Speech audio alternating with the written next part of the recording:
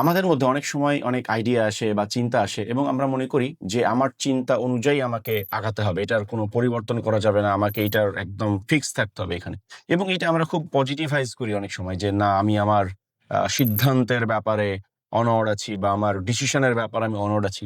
কিন্তু এই অনড় থাকাটা কিন্তু সবসময় পজিটিভ না, কখনো কখনো এটা একটা এই পরিবর্তন করাটা, স্ট্র্যাটেজি পরিবর্তন করা, ডিসিশন পরিবর্তন করা সিচুয়েশনের উপর বেস করে এটা অনেক সময় দরকার হয়ে পড়ে।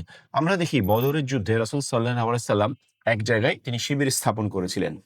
তখন হুবাব বিন মুনজির জিজ্ঞাসা করলেন যে, ইয়া রাসূলুল্লাহ, এটা কি আপনার সিদ্ধান্ত না আল্লাহর সিদ্ধান্ত?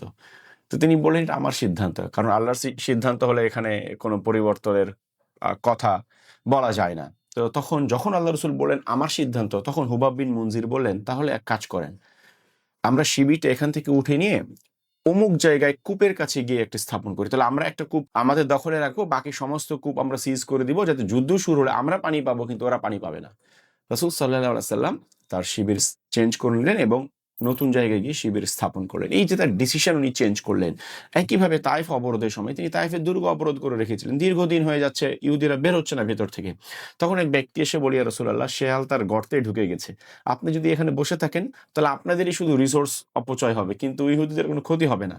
আর আপনারা যদি চলে যান, তারাও আপনাদেরকে বের হয়ে কোনো ক্ষতি করতে পারবে না, কারণ ওই সাহসী তাদের হারায় গেছে, ওই সামর্থ্য তাদের নাই। তিনি কি করলেন, সেখান থেকে অবরোধ প্রত্যাহার করলেন এবং ফিরে আসলেন।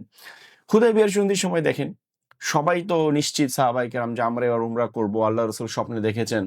শেষ পর্যন্ত কি হলো, যখন কুরাইশরা বাধা দিল, নেগোসিয়েশন হলো, একটা লম্বা নেগোসিয়েশন হলো, অবশেষে সিদ্ধান্ত হলো এই বছর উমরা হবে না, পরের বছর উমরা হবে।